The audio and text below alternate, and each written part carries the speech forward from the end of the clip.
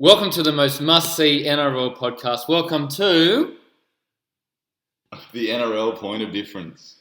And a special episode today, we're joined by two esteemed guests. Joshua Lasue, you may recognise him on the podcast from previous comments he's made throughout the show. He's a mad Penrith fan, so we look forward to getting his take on the South Sydney matchup this week. But we actually messaged him on the slide to kind of get his information, and it's actually pronounced Lasso. Sorry. So we've been pronouncing it, unfortunately, incorrect, and that kind of angered him even more to spark angst against us. So a bit of controversy to come later. So a little tease for you guys. So Lasso, what was your highlight for the weekend? Well, first of all, thanks for getting it right. It is Lasso, not Lasue. My highlight for the weekend, look, aside from Eels and Rabbitohs beating each other up, again, while Penrith sit at home, I'd have to say when Moses kicked the penalty goal to make it 2020, misses it, goes 2018, Rabbitohs run the field and get a try on the back of it. But is the reason why you're so happy about that result is because Parramatta were the only team to beat Penrith this year? Well, I don't think much about Parramatta, but I don't like Mitchell Moses, and that was a little bit satisfying to watch, if I'm being honest. And when you say you don't like Mitchell Moses, is that like a personal reason, or is that because Look, I don't know him personally, but he does bother me the way he plays. I think he's pretty overrated. When he was getting spoken about as being a potential Origin player, I did think that was... Well, there's now a lot of questions about him being able to game manage, so that opinion holds true. Yeah, I feel vindicated. Yeah. And we've also got Zach Anania here, who comes from a sports science background and is actually a physio. We've got a Roosters fan as well. What was your highlight or lowlight this weekend? First of all, thanks for having me on the podcast. It's an honour. Anytime. Look, although we lost, I think it was a really great game, and I think it's still my highlight of the weekend. That good battle between the Roosters and Raiders. It's always a good game. I think Teddy was still a really big highlight for the weekend, to be honest. I know he had that little error at the end of the game, but he still had a double, and I think it sort of just speaks to the standard that he's set at these days, where you look at someone like a Gutho who had a hand in a few tries and made a pretty big error, and people sort of just brush it off because he's just not as good, basically. So, but you actually saw a lot of fans on Facebook or social media in general just making comments saying that Tedesco was the reason why Roosters lost. And yeah, well, I'm friends with another Roosters fan, and he sent me a Snapchat saying, "I'm going to find you, and I'm going to basically do stuff to you." To Tedesco? Yeah, because he cost us the game, which I think is very hard. Oh, it's a bit excessive. He was the reason. He scored a try, and he scored a double. Yeah, that's what I mean. Like he's just a fantastic player, and I think every time he makes one little mistake, I think people just want to try and jump on him just because he can't do much wrong over the last. He set the expectation very high. And I think Roosters fan, they're not used to losing. Exactly, they're spoiled. That's what I was going to say. They're spoiled fans. Yeah, I think you need to kind of look at the other players like Flanagan, who kind of took a passive role and didn't do as much as they should have in that position. And I think they look at those key players like Tedesco, and we said Tedesco or Kiri are going to be the players who are going to make the big difference in this game. And obviously they didn't lift. I think Kiri had a great game, but he didn't do as much as he should have, especially after that concussion. Well, Kiri going off 15 minutes, I think it didn't look like it upset them, but I think deep down it was a big game changer in the match, because you think Flanagan, who's basically out there to control the team at 22 years of age, played a handful of first grade games. He's the chief playmaker when Kiri goes down. You can't expect him to run the side for that 15 minutes, and I think that was a big moment. I'll say one thing. I don't have any sympathy for the Roosters, but Ashley Klein calls a penalty for the late hit on, I think it was White, and Warrior Hargraves hits him after he kicks it. That was soft, wasn't it? Yeah, it was very soft. Raiders go down, score a try. Kiri hits his head on the try scorer. That potentially changed the game. Yeah, that's a pretty fair assessment. But there's been a lot of, on Flanagan, there's been a lot of conjecture about whether he is the man to lead the Roosters and play halfback for the next 5-10 years. Do you think the comments have been, I'll direct this to Zach Anania, have been pretty harsh? Because, as I said, he's played a handful of games. What more do you expect from him? But also through mid-year, I think Trent Robinson dropped him very early on. Yeah. And I think it was an attitude reason. Yeah, so do you think Lachlan Lamb or Flanagan should be the halfback moving forward? I think they signed him for a reason. I think, like you said, he's 21, 22 years old. I think people are quick to forget that. Like, he's not going to just become Cooper Cronk overnight. So I think they should stick with him for the next few years, and then maybe reassess further down the track if he's sort of not lifting up to the standards they were expecting. But like, I don't think they were. Yeah, like I said, I don't think they were expecting him to become like a superstar overnight because he had big shoes to fill to start with. Well, exactly. You mentioned that he was filling Cooper Cronk's shoes, and you look at Cooper Cronk's career, and I think 6 or 7 grand finals he's actually been in, and that's an astounding figure. You look at kind of players like Hindy. Hindmarsh has been in I think 2 comps, but he's been in a couple of prelims. But yeah, you look at players like that who haven't even won a comp, and Cooper Cronk has been in 6 or 7 competitions. I think I'm just trying to think on the top of my head. I think it's 2006, 2007, 2008. I think you won 4 premierships. 4 premierships. Well, that's not including the ones that were taken off. So then he won 2012, 6. 16, 17, 18, 19.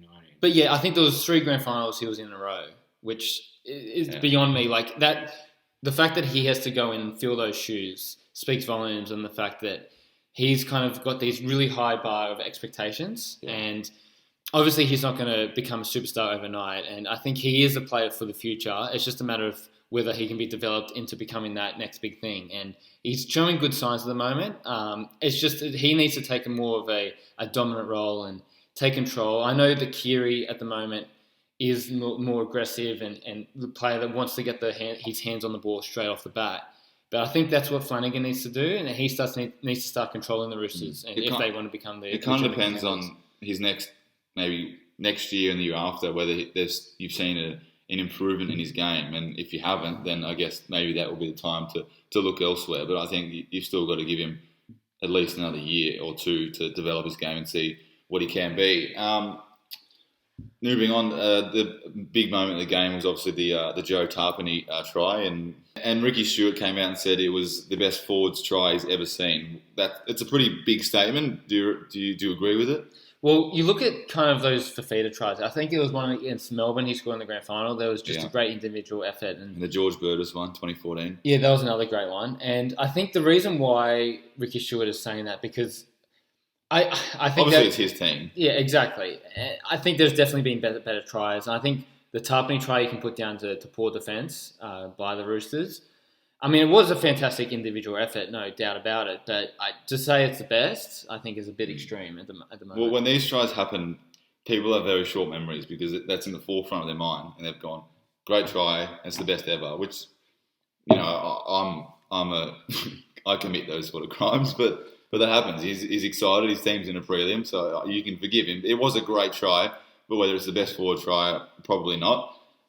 But Tarpany's coming to his own at the moment. He's only 26 years of age, and it's taken a bit of time for him to hit his peak. But I remember seeing him at Newcastle, and he looked like a good prospect. But when Raiders signed him for $500,000, I was giving some question marks. You said this last week, didn't you? And then this week again, he's just gone above and beyond, and another outstanding performance. And I think Sterlo made the same comment you did in commentary, saying he's a slow burn. He's taken a lot longer than what people had anticipated that he would take to become one of the better forwards in the comp, but he's proving his worth at the moment, and it's come at the right time for Canberra. But another player like that is Papali. So he had that fantastic run this year, and I put it down to that tackle he put on Fogarty. I can't remember his first name. Jamal. That's it.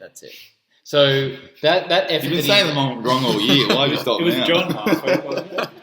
Yeah, the reason I say John Fogarty because he's Christian a singer. So Jamal.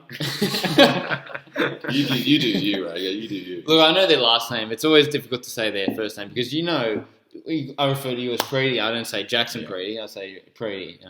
It's easy to say. Rolls off the tongue. But nonetheless, that tackle that Papali did on Jamal Fogarty very early on in this season against the Titans showed all the effort that he needs to show. The ankle tap. That ankle tap. Well, that was pretty recently. But yeah, nonetheless, he's had the season of his life at the moment, and I know he's played for Queensland for quite a while, but I think he's kind of hitting form at the moment.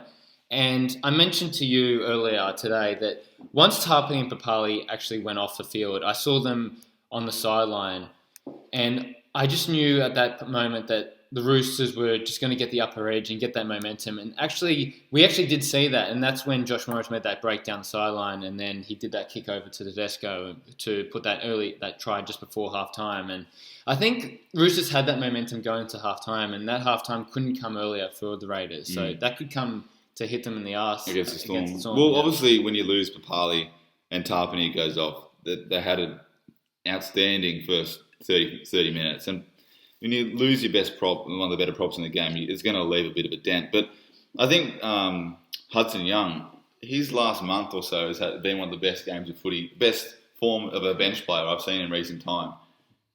Okay, why do you say Hudson Young is such a good player? What's he doing that's different to any other bench player? He's scoring tries. He's making more metres off the bench than some other starting forwards. He made 160 on the weekend in a semi-final against the reigning premiers, which is a pretty decent effort. And yeah, I know, I can agree with you. Hudson Young has been a tremendous impact off the bench. And Danamas Louis, you saw the game against the Sharks where he bagged 2 tries, or 1 disallowed, 1 try. So he's been in good form as well. So their bench is, they're no scrubs, but yeah, to replace Papali, there's obviously going to be a little shift in momentum. But yeah, also Corey Harawira-Naera. I know it's difficult to actually say his last name. Harawira-Naera. Harawira-Naera. No, That's okay. CHN. I know, because I was a bit confused because he's only bringing him on in the last 20 minutes. Ricky Stewart's only bringing him on in the last 20 minutes. And I'm not exactly sure why he's doing that. And I think he can make a really big impact, at least coming off in the 50-minute mark, maybe, especially as I mentioned with Tarpany and Papali coming off. Maybe he could have come in. Well, I think, if you look back to early in the season, he's really shown that he does his best work under sort of that 18 mark. If you have a look at what him and Ockenbaugh did. Mr. Anania, off the bench with a bang. It took me a while to realise what he was saying. I thought he was meaning 18th man, but... And that's how we bring in the impact players on NRL Point of Difference. You don't get that in any other podcast, do you? But yeah, I understand what you're saying. But would you bring him on? At what point would you bring him on in the game? I tend to agree with what Ricky's doing, because if you don't need him, if you can play with a forward short in that middle period and towards the middle of the second half, then it gives you the luxury of having a fresh man on the bench. South seem to do the same thing with Jed Cartwright. To come on with 20 minutes to go and man with fresh legs, who knows what they could come up with in the dying moments of a game. But they've also got another utility on the bench because they've got to have that rotating roster with the hooker role, because Josh Hodgson obviously went down earlier this year. So I think they had Tom Starling starting on the bench last week, but now they've got him starting the game this week. And they've got Havili obviously as the number 14. It's interesting because they've only got 2 bench players at the moment that can really rotate. So they've got Damaris Louis and Hudson Young. And so they've got the experience of Havili on the bench, and then they've got the youngster Tom Starling coming on. So I know Josh Hodgson went down earlier this year. Do you think that's the reason why they can't win the comp this year, or do you think that rotation is working well for them? Well, I didn't think I ever said they can't win the comp. I give them, after being the Roosters, I give them a very fair chance to be in the Storm. And then when you're in the grand final, then it just takes one 80-minute performance and you've won the premiership. But I think Tom Starling has done a fantastic role in not replacing Hodgson, but he's played his own footy. He's a bit of a Damien Cook mould in terms of hooking capabilities. He's pretty light on his feet. He's pretty quick. He likes to get out dummy half and catch some markers napping. So in his own right, he's doing it. He's doing a good job, and he's re-signed for the next couple of years as well. He's definitely been a great prospect for them. I know he's lacking in that experience role. This is his first final series, so I think it's good to have Havili. I know that will be a big factor against the Storm, because that decision making comes from a hooker. They've got to decide who's going to get the ball at what time, who's to come up with a big play. So against Cameron Smith, there's no one better in the game than Smith. So that'll be a big test for Starling. So yeah, we'll get into that when we discuss the Raiders-Melbourne game. But also, we've got to talk about that bomb Tupu. Well, it wasn't a bomb Tupu try. He just wasn't there. He wasn't there. I mean, it was his bomb try, but Josh Morris was the one that probably could have barged himself over, but he was kind of looking for that extra pass, but Tupu was nowhere to be seen. And I think it was 10-0 at that point, if I'm not mistaken. So.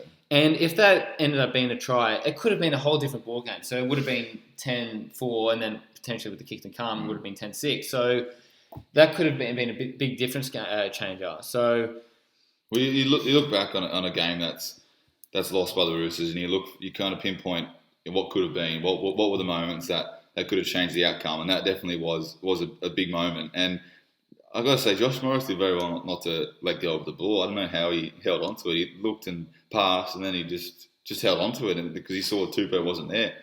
Yeah, where the hell was he? But, yeah, I mean, that was very disappointing from Tupou. I know that it was kind of after a knock-on, but he should be pushing up in that line.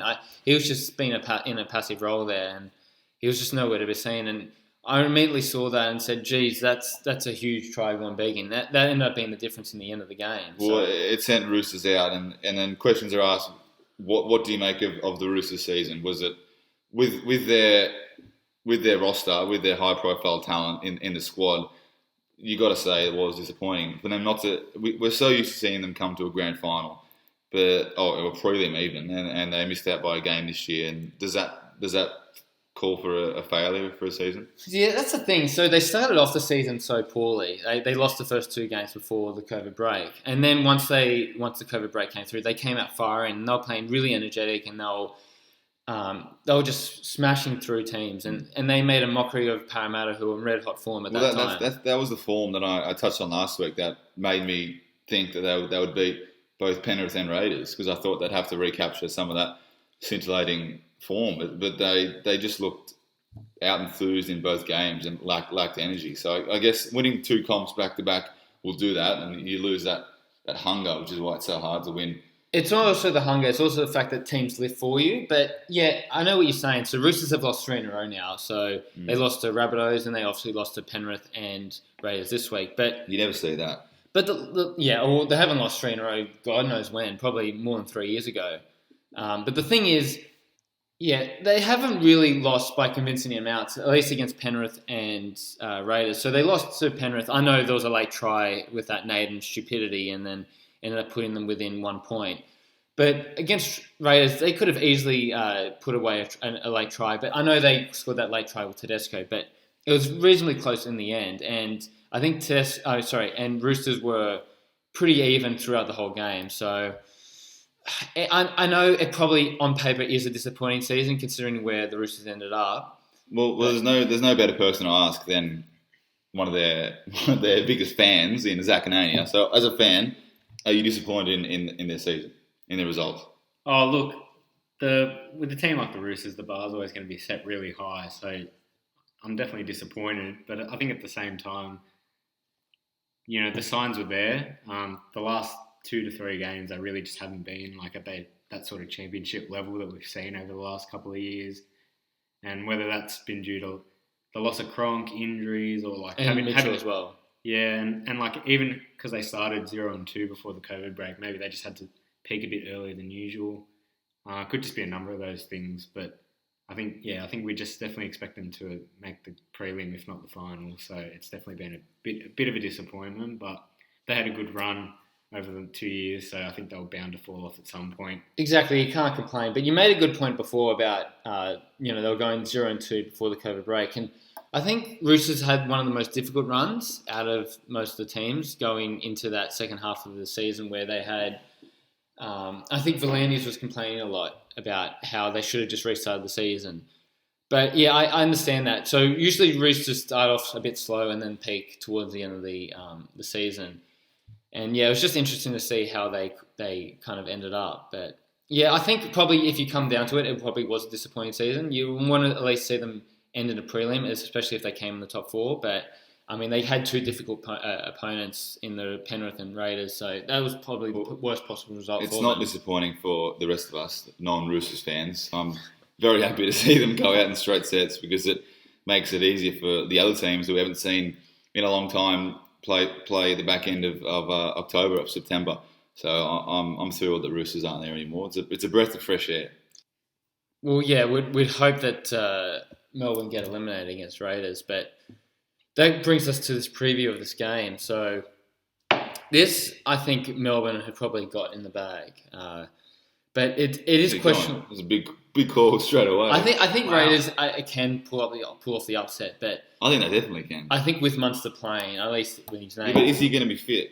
that's a He'll play, question. but is his knee 100%? It definitely isn't. Well, I mean, they started running him on Tuesday, or at least today. Mm. I think that was what their aim was. It's a matter of if he's 100%, but And Raiders are going to target that knee. You can't tell me they're not going to be cannonballing into his bloody knee. do you really think they'll target that? Of course I do. You do anything to win a premiership. Yeah, okay. If you've got their best player in the team on an injury cloud, you're going to be doing everything you can to give that target. injury a bloody test. Okay, but what about when Cripper Cronk was injured and Melbourne didn't even target him? Well, he didn't get the bloody ball, did he? No, but no one even targeted him in attack. That was just Yeah, stupidity. there was a few tackles, but he didn't do anything. He was a passenger out there. But no, I mean, like, he did enough in attack to organise the. But the the difference between that team is Luke Keary was the one running the show, which you all know how good he is. Jerome Hughes is not going to be to the capabilities of what Keary did in that grand final. That's a good. So you think Raiders are going to end up? No, I don't think they're going to win. But I think you got to remember, Raiders are a bit of a bogey team for the Storm. Yeah. I think they've won like 3 out of the last 4. If Mm. you sort of look back on it, and round 1 of the finals last year, they beat the Storm, and that's sort of what undid them in that sense because they had to play Roosters in the prelim. The thing that worries me about Canberra is how much of a gruesome physical battle that was against the Roosters. There were so many little niggling injuries happening throughout that game, and Storm were just sitting back watching that from their lounge room. Yeah, see, that's what I'm saying. So Melbourne have had a week off, and they Yeah. also rested all their players in the last round of the NRL season. So have they had enough rest to just relax and be like, well, we know exactly how to target the Raiders, and Raiders, maybe they played their grand final against Roosters. Do you think that's maybe that could be a possibility? But well, I think this game is going absolutely down to the wire. If you wanted my bold prediction, I reckon it's going to be decided by a penalty goal, and Cameron Smith is going to get a cheap ass penalty that everyone's going to be like, that's not a penalty, and he's going to be complaining to the ref saying, yeah, and he's going to get it, and he's going to take the 2, and he's going to win the prelim. Look, personally, I would love to see a Storm and Penrith grand final. I don't know about you. Really, I'd love to see a Raiders Penrith grand, right? But I guess it all depends on what happens in the Panthers and Rabbitohs final. So I think we look at what happened with the Eagles Penrith, Eagles Rabbitohs game. Eagles and Rabbitohs, yeah. So it was a game of momentum changes, basically. So whoever had the momentum basically dominated. Yeah, And which has been what we actually pointed that out on last week's pod, that with the new rule, teams with momentum are so hard to stop, and the team with the longer period of momentum are going to win the game. And South Sydney obviously started red hot with a try and penalty goal, got up to an 8-point lead. And they looked in a pretty commanding spot, but then Gutho really turned it on with a 15-minute period of absolutely brilliant football, and had a hand in 3 tries, scored 2, set 1 up to bring it back to 18-8 at half time. And you looked from that point of view at half time, you thought Para were just, they brought their A game in this game, and they were going to run away with it. But obviously we saw South Sydney turn on their attack, which has been so rampant in the last couple of weeks, and they stole the show. well, also Rabbitohs are notorious slow starters, but we've got Lasso here. So he was watching this game, waiting for the result, hoping that one particular team would win so that he could face them next week. So he's obviously a Penrith fan. Did you have a preference in who you would face this in the prelim?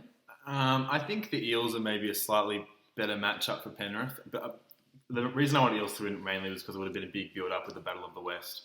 I think either way, I like Penrith's prospects against. I still like Penrith's prospects against Souths.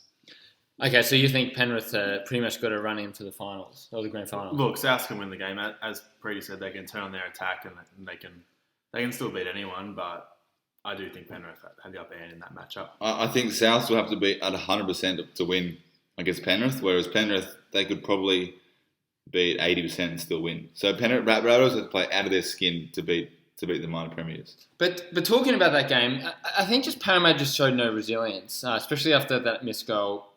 Especially after that missed goal by Moses, where I think just Rabbitohs just took it away. I think they scored back-to-back tries after that. You look back, and that was definitely a turning point. It was, as Lasso touched on that, it would have brought the game to level pegging at 20 apiece, and off the back of the miss, Jackson Paulo ran 80 metres, and off the back of that there was a try. So, and they laid another one on after that. So there was no hope in Para after that miss. You know, you say Rago Para showed no resilience. I've got a question for you. Of their last 11 games, how many times in the second half did Para score more tries than their opposition? But that's a good point. I think they pretty much just blew teams off the park. Parramatta had 50 minutes in them. The only game they have had one game in the last 11 where they scored more tries in the second half. It was against the Dragons. It was the Dragons where they lost. Every other game they either lose the second half or they level and they don't really pull away. It's a good stat from us. I've got a question as well. So everyone says Para sort of had a disappointing end to the season, but when would you say their best sort of period of footy was? Like 2 months in. Weeks yeah, and yeah, that was the exact period where Mitch Moses was injured, and I think. I don't think. I think that's when they started going a bit off the rails when Jai Field came in and they lost a bit of edge. Well, I think that their peak was when they beat Raiders and beat Cowboys, wasn't it? Yeah, well, that brings us to what went wrong for Para, and you touched on it, Zach. The Mitchell Moses, there's been talk that he's not the man to win them a premiership, and obviously you are a believer of that. What do you see in his game that you can't see him winning a premiership? I think he just lacks that ability to sort of manage the game when things are close, and I think that's something that we've sort of expected him to develop over the last year or two, and it just hasn't happened. So, like, you know, you sort of look at those games where he's played well, and they're usually those sort of 30-point blowouts against the bottom-feeding sides, and then you look at the games against sort of your Storms and Roosters and those sort of teams, and he just sort of goes almost non-existent. As a cricket fan, Brady, would you say Moses is a flat-track bully? I think that's a good way to put it. He played his best footy when there was no pressure. A bit like David Warner, he's good on home soil when they're playing Pakistan. But then when you got the Ashes, the prelim final, he's nowhere to be seen. And he loses his strength, which is his running game. That's where he set up his tries. He scored his solo tries, and you barely saw him do that in the games. And he made one run, I can remember, and he actually nearly got through. And I was surprised the South defence held on to him. But you just see him going too lateral too early in a set, and you just want to see him play more direct. And yeah, his big game moments, his decision making, whether it's the right kick, the right pass, it's not there in a big game. Well, the majority of his highlights are in those games that it's just an absolute blowout where Parramatta just absolutely blow the opposition team off the park. Where I think you go back to that highlight where he scored that try in the corner of a runaway against Tigers, and that game was a 50-0 blowout. So I understand where you're coming from, where in those really close games, that's when you want to see him lift and really take control and put those kicks in the corner and just do everything that like a Cooper Cronk would do. And I think, unfortunately, with him in the team, unless he has a really great game manager, I know that Dylan Brown is coming to his own, but I still think he's too young at this point to really be taking control of the Parramatta Eels. He's not, though. Well, he's about 22, isn't he? Moses, he's older. No, Dylan Dylan Brown. Moses. Well, Moses is the one to do that. So yeah, he should, but he just doesn't have the kicking game. Like if you look at his sort of, if you just watch him play, Moses' only kick is like that sort of big midfield bomb. I was going to say he has that close to the line. He really doesn't offer a kick that's very threatening. And if I'd almost say Reid Marnie's kicks on the last tackle in the opposition 20 are a bit more threatening when you compare that to Moses. Yeah, I would probably agree with that. I think, but that's what I mean. That's why if he had a really controlling half, I think he would do really well. But Parramatta have got him in to be that controlling exactly. half. That's what I'm saying. That's what I'm saying. That he is not the player to take them to the next level. And unfortunately, as long as they have him as the main playmaker, I don't think they'll get further than a prelim.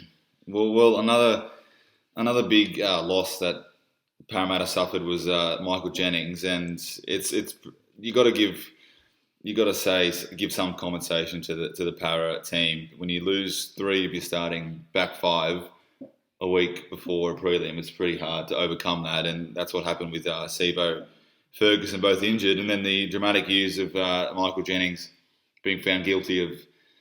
Well, I'll throw to our resident expert in the drugs, Zach Anania. What exactly was it? Some performance enhancing drugs, or I thought we were going to call Stephen Dank for this. Stephen Dank. Yeah, I won't bore you with the details of it, but essentially they're just some performance enhancing drugs. So one of them was more focused on the recovery and repair of muscle, which helps with sort of that post game sort of stuff. And then the human growth hormone, you can almost compare it to the steroids in the sense that it just helps like with that muscle building. And so, well, it makes sense. Yeah, what is he, 35, and he hasn't really had a soft tissue injury for a while, has he? He's got grey hair.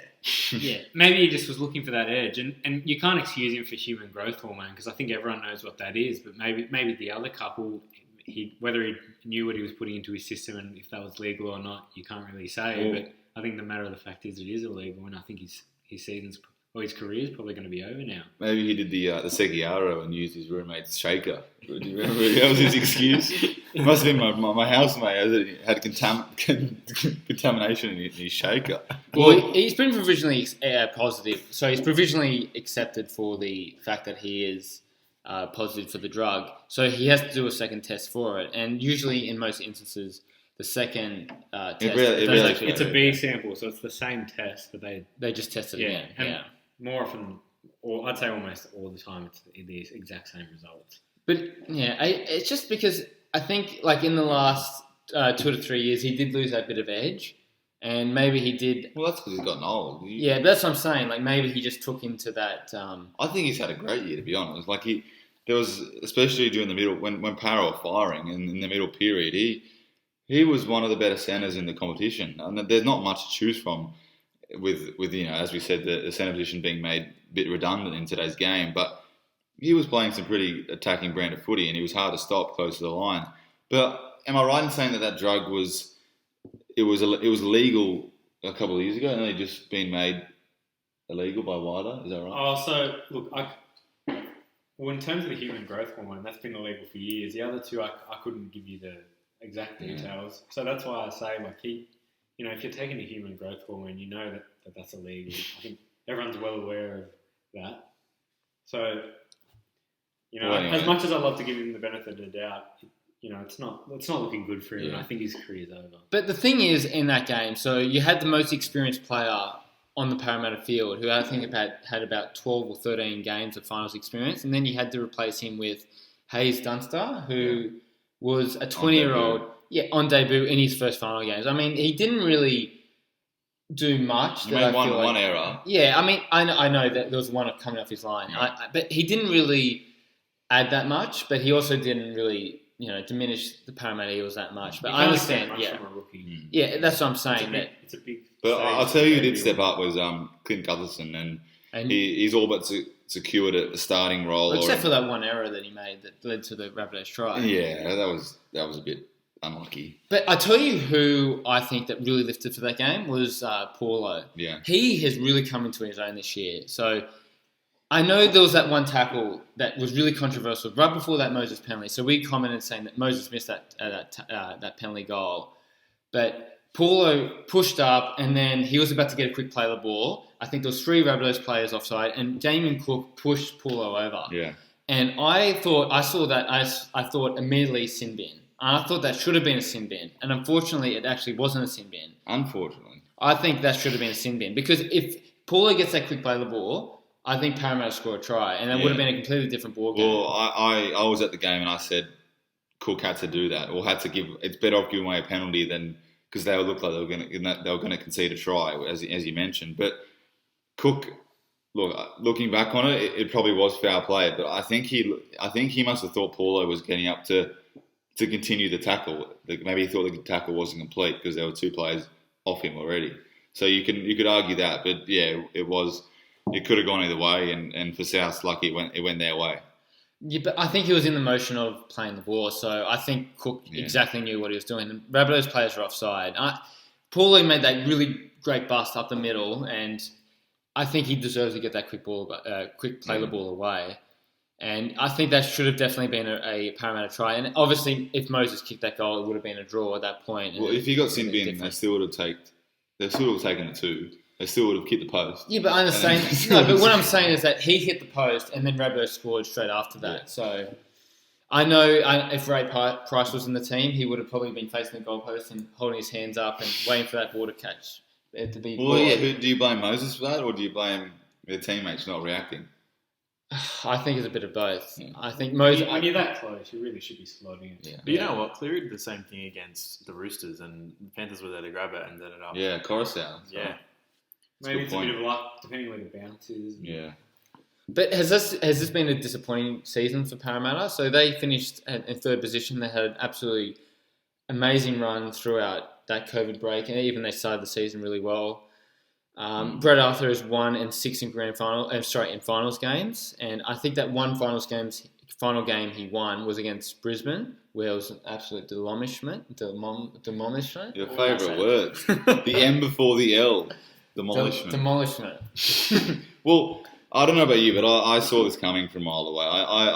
I'm pretty sure I said it in the pod earlier in the season that I knew Para would be there or thereabout in top 4. They'd finish the regular season in a very commanding spot. But when it comes to finals, I just can never see them beating the likes of Roosters, Penrith, Souths, Canberra. I just can't. They're just not up to it. So, do you think Brett Arthur is the man for the job? Do you think he is the man to take them to the next level and win them a grand final? Well, I think if you're a coach and you get them to that stage, I don't think you can be at fault. I think then it comes down to your players. You've got them to that far. You've beaten those teams in the regular season. Why can't they beat them in the final? I understand that, but you compare a Wayne Bennett to a Brian Smith. So Wayne Bennett, I think at one point was 6 from 6 from grand finals, and you look at Brian Smith, who was 0 from 6. Final. Yeah. But I understand what you're saying. So is this something that he could look for external advice, or maybe bring in an assistant coach who may be able to help him? Maybe a Flanagan who has won a grand final? It seems that every other team can go to another gear in a final, but Para remain the same, if not go down a level, because that's what it looks like happening from an external point of view. Everyone else is ready for finals, playing intense brand of footy, but Para is still playing what they did in round 10, and I guess that you look at the coach for that, but also I look to the halves and lifting their play. But Flanagan's off contract. What are you suggesting, that he could be a suitor for the Eels? I think he would be. He'd slot right in and maybe provide some advice for Brad Arthur and see what he can do in those big games. Because I think while Flanagan was at Cronulla, they ended up being in that top 4 position, and they ended up becoming the grand final winners. I know there was some controversy around their salary cap sheeting, but I mean, you can have the best team in the world, but at the end of the day, you've got to get those group of players to come together and end up getting the result that your team deserves, especially after dominating the whole year. So, yeah, I think it is a bit questionable around Brad Arthur and whether he can actually get Parramatta to that next level. But, yeah, I think he deserves one more chance. Yeah, exactly. I think you've got to... They just didn't time their run well enough. Because I think if you sort of said 10 weeks ago, if Para went out in straight sets, it'd probably be a disappointment. But then as we sort of saw them they were winning games, but they just weren't playing well. So you kind of expected it. Yeah. Well, you're right. If it was a regular season, maybe Parramatta would have ended up 5th or 6th, and then people would have been like, okay, well, they lost the first round finals. That's fair enough. I mean, they weren't playing the best brand of football in the last 8 weeks. Yeah. And they haven't really since that Cronulla game. I mean, even before that, I think 2 weeks before that, they were showing signs of weakness and weren't playing the best football, but nonetheless, it's disappointing for them, unfortunately. Well, let's move on to the winner of that game in the Rabbitohs, and they'll obviously play Penrith this week. And I just want to talk about Damien Cook and Cody Walker, but Cook in particular. I'm actually his harshest critic. I can say that with confidence because I give him all sorts of sprays even when he's playing well. But this final series, he's played his 2 best games so far of the season, and which he's playing the footy, which I know he can play, which is why I've been so on his back all year. But yeah, I mean, after the 6 again rule, I thought this is child's play for Damien Cook. I thought this would be his field, this would be the perfect opportunity for him to take advantage. But he just didn't seem to do that. But now I feel like he has been put teams on notice where when there is a quick low ball, he will go looming. I don't know, for whatever reason, he wasn't doing that earlier in the year. I'm not sure why. Whether it's teams figuring him out or I don't think he just had the confidence. He'd make the break, he'd see the markers napping, but he'd sprint up to the line, but then he'd kind of come to a standstill and look for options. Either you got to back yourself all the way and go through the line, or give it to a person running into a hole, and he wasn't doing either of them. But the last couple of weeks, he has been. He's made 2 runaway tries. He set up Liam Knight for one on the weekend, and he put a kick through for another one. Yeah, well, I mean, maybe in those big games, that's when he really comes into use. But Cody Walker has really been their danger man in recent weeks. So I think in this game, he was a bit quiet, and I think Reynolds was actually the difference where he ran the ball and then passed it to, I can't remember who it was. Campbell Graham, and then passed it inside the Murray. Yeah. Yeah, so then that try, and that was the difference in the game. Well, Cody Walker, he had, like probably the second half of the year, he's been the form player of the competition, and I think it's a good thing for South Sydney because Parramatta obviously did their homework on Cody Walker following his brilliant performance against the Knights and against the Roosters. That they shut him down pretty convincingly, but it allowed other players in the team to stand up with Damien Cook and Adam Reynolds. Even Corey Allen had a good game. So, Souths aren't too reliant on Cody Walker. They've got plenty of strike around the field, which is something Penrith should be worried about. And moving on to that game, Panthers, Rabbitohs, absolute mouth-watering clash. Lasso versus Preedy. No kick-out Lasso. Is that a worry? It is. It's a loss, He's a big part of what the Panthers do in attack down that left edge, but it's a pretty capable backup with Capewell coming in and then Laniu on the bench. Capewell doesn't have the strike that Kikau does, but he's a great player in his own right. Yeah, well, as I said last week, who would you rather come up against? Kikau or Capewell? I think. Yeah. Capewell is definitely. No, I know, but Capewell's good. But if you're Campbell Graham, yeah, who would you rather have running at? I understand. I think Kikau's a lot more likely to score hit a hole or a barge over or to catch a high ball than what Capewell is. Well, we compared Kikau to Tamalolo back in his heyday. And I think Kikau in so many opportunities where he's been one-on-one with the defender and absolutely just barged over and pushed them over like a fly, basically. He's also very good under the high ball. Well, not very good. He doesn't catch too many. Yeah, but he's a target. He gets his body in there. He bats it back a lot, which creates some opportunities for Penrith. I think that's actually one of the tries Penrith scored against Rabbitohs during the regular season. So that won't be there for them. Capewell can maybe get through the line and put down a grubber, but not as much of a threat under the high ball. So I'm looking at this bench. Well, let's just touch on the last time they played each other. I was around 8, 9, around that period. Yeah.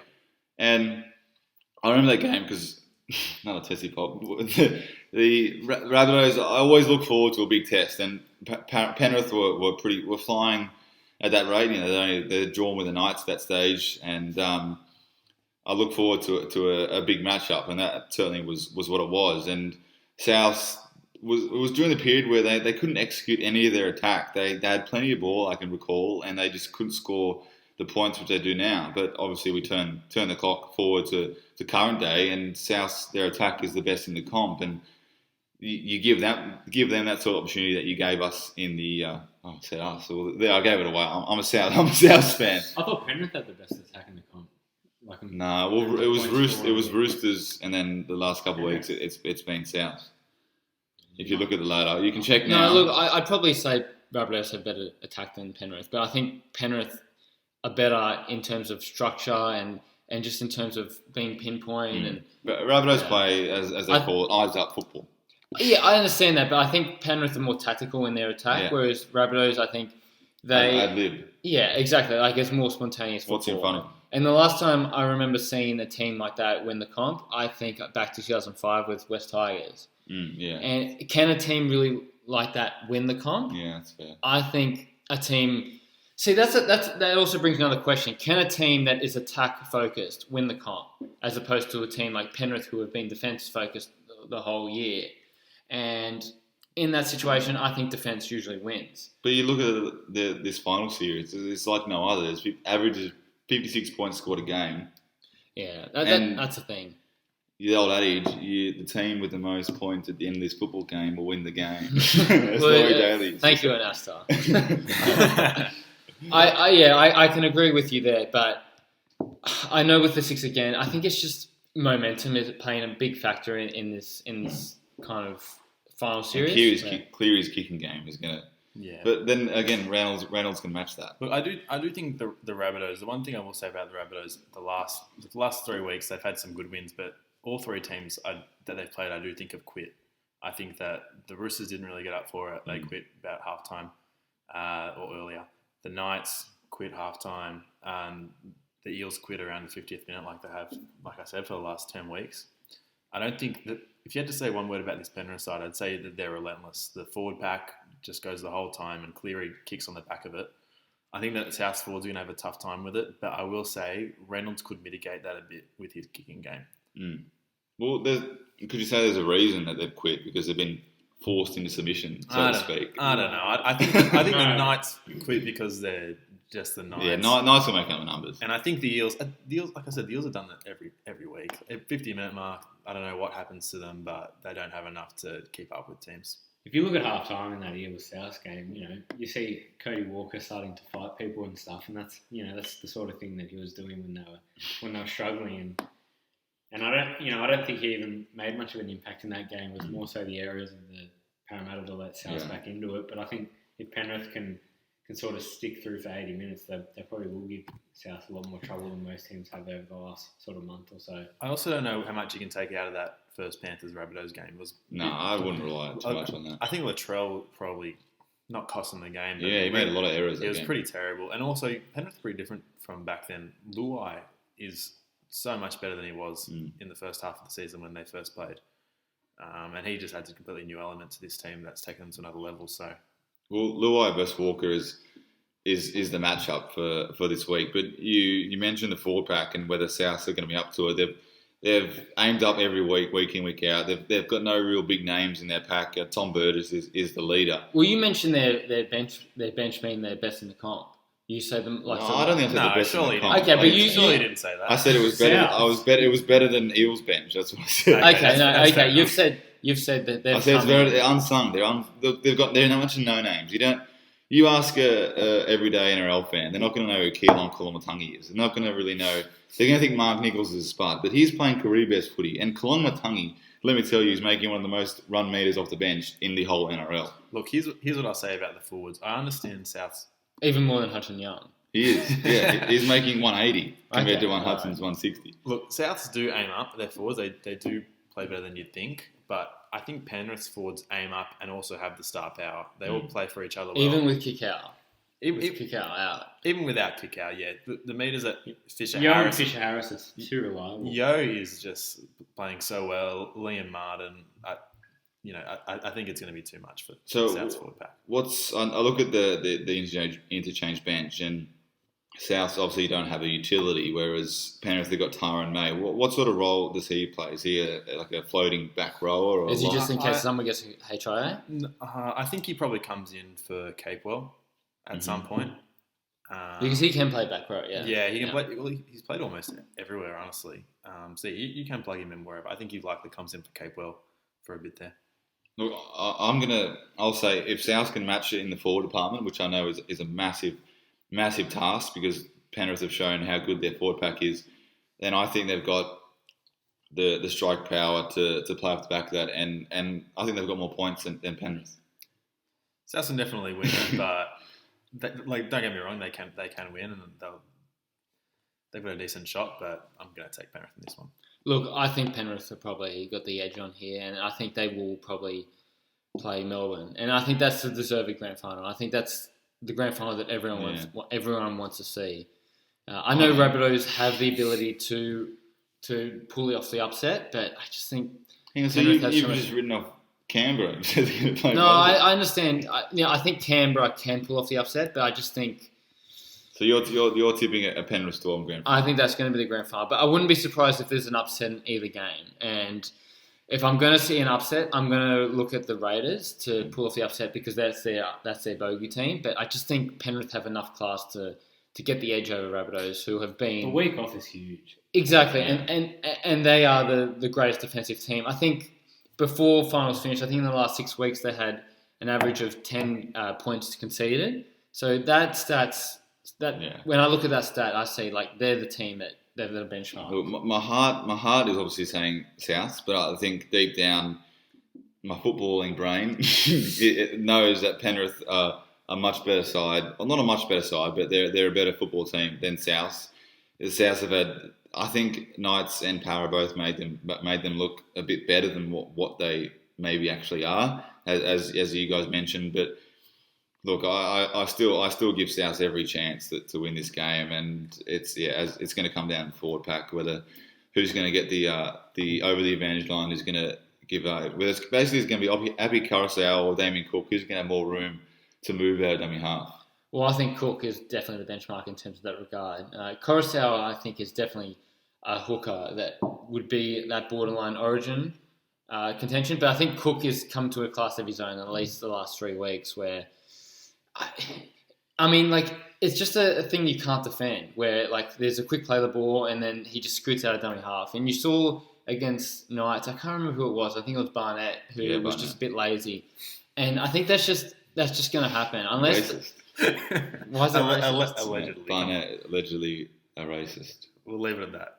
Anyway, so before we go, let's just get our tips in. So a bold prediction. Bold prediction / tip. So Lasso, give me your tip for Storm v Raiders and scoreline, if you will. I'm going to say margin. I'm going to say the Storm. I think that the Raiders look, they did get that rest last week of the last round of the season, but I do think that was a tough game against the Roosters. It's tough to back that up against the Storm. I'm going to take the Storm by 8, and then in Pant. No, I'll leave it at that. Rago, Storm Raiders. I'm going to say Storm 1-12. Zach, Storm Raiders. I'm going to say Storm by about 10. I just don't think Raiders have enough points in them. All right, well, I'll go Storm, as I said, by penalty goal, by 2 points. Penrith Rabbitohs. Last, I think we know who's going to win, but who, by how much are Penrith going to win? Give me Penrith by 10. By 10. Rago? Look, this is a tough one. I think it'll depend a lot on momentum. Whoever has the momentum in the last 20 minutes will ultimately win. I'm looking towards Penrith, and I think it will probably be, again, 1-12. How come Rago's giving the 1-12 when everyone's giving an exact margin? Well, he's the resident gambler of the group. You can't get him out of his head, this 1-12 margin. Zach? I'll take Penrith by, I think, about 8. I think it'll be a bit lower scoring than most people think. Mm-hmm.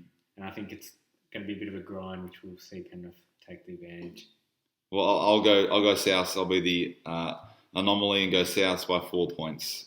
And that concludes this week's preliminary.